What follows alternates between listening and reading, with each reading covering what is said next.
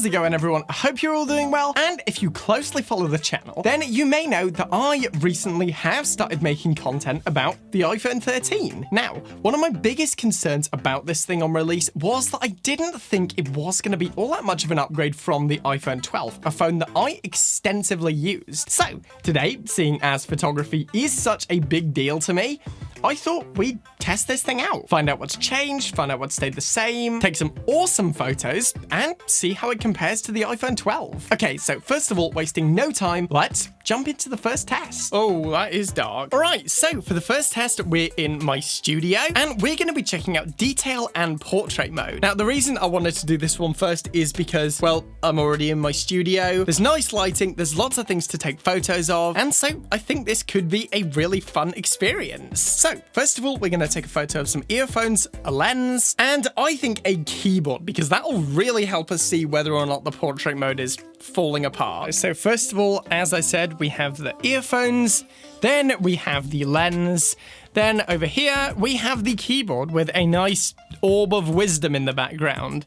Haha, get it? It's the joke, it's the meme, like and subscribe. Okay, so I kind of want to start out with the earphones. So we'll just open the camera, pop it into portrait mode, and tap on the earphones. Okay, no, so I still need to move further away.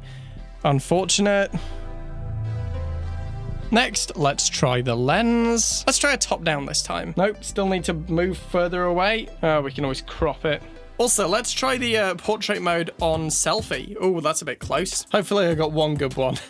Okay, so while I would have liked to take photos that were closer up, I really do think the results were pretty good. Also, I'm filming sections of this video on the phone, because I think that'll be a fun test.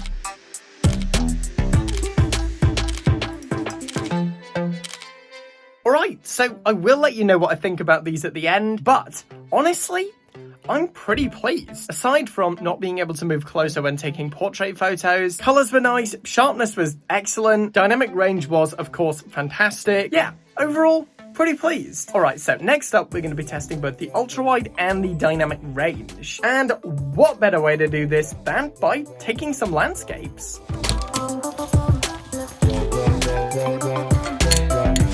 Alright, so this next section, we're going to be focusing on dynamic range and the ultra-wide camera. So I thought, what better way to test that than getting some landscape shots? There's a reason I came out at this time. Seriously, the light looks amazing right now. Let's try the ultra-wide lens now. That is so wide.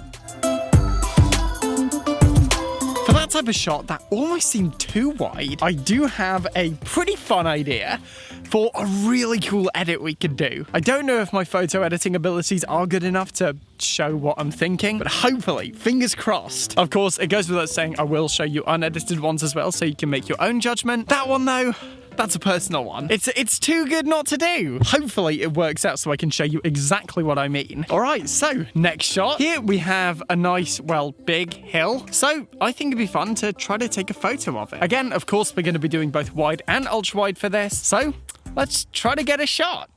What are you smelling? Try to get a bit more sky again this time. Now ultra wide. Again, it is really wide. The lens that I'm shooting this video on is considered an ultra-wide lens. Let me show you what that looks like at its widest point. There we go. Bit of a stark difference. Oh, that's bright. Okay, for this next shot, I want to try to get a couple that are facing directly into the sun to really test out the dynamic range on this thing. I've got two pretty nice shots lined up, one as more of a test and the other as a genuinely nice shot. So let's get into it.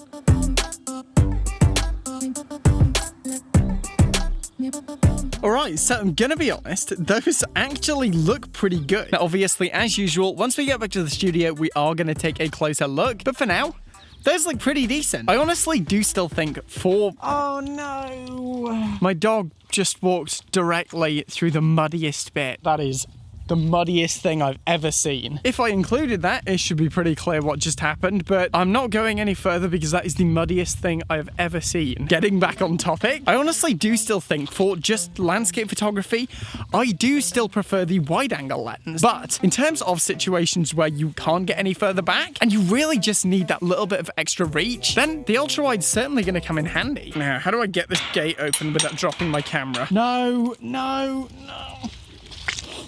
Oh. Wow, this was a really bad idea. All right, I think I might head to a building site now to see if they have any tools to get this mud off me. Seriously, I should have packed armbands. The next test, of course, is going to be a night mode test, so I'll see you guys there. All right, so the time of day is officially dark and the temperature is very cold. So let's get some photos and head inside.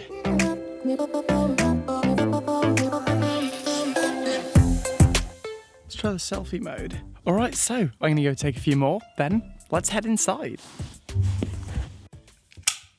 Okay, to my understanding, this does only work in 1080p at up to 30 FPS, which is a little bit disappointing, but still, it's kind of cool. Like, look at this. We got a nice blurry background. It's like I'm filming on my main camera. Hold on. Oh, I still haven't totally got to grips with this yet, so definitely want to give this more of a go.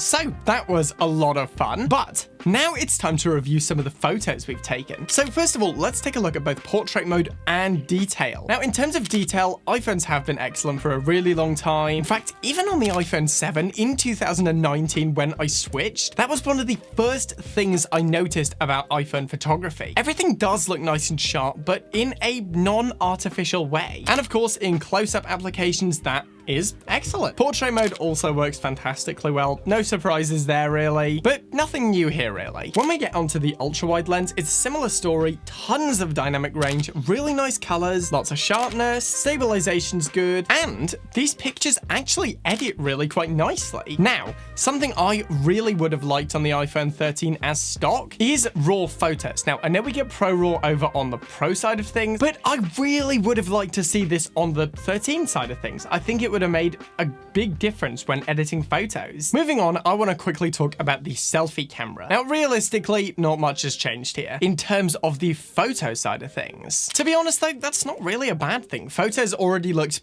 excellent on the iPhone 12, so the fact that the selfie camera does still have great dynamic range, great colors, enough sharpness, and a good convenient angle, I personally think that's all you really need in a selfie camera. But in terms of video on the front-facing camera, we do now, of course, get cinematic mode. Now, on the front-facing camera, video normally captures at 4K at up to 60 FPS, but in cinematic mode, it only captures in 1080p at up to 30 FPS. Sorry, not up to 30 FPS, in 30 FPS. Now, I will be discussing that in a minute, but for that trade-off, you get an artificial blurry background. What's more is you can actually adjust this in post. This is also on the main camera, again in 1080p at 30 FPS. This is something that I have wanted from iPhone for a really long time now. In fact, I think I said back in like April of 2020, I'd really like to see a portrait mode for video. See, you can actually change your focus point after the fact. You can add, delete, change focus points, which can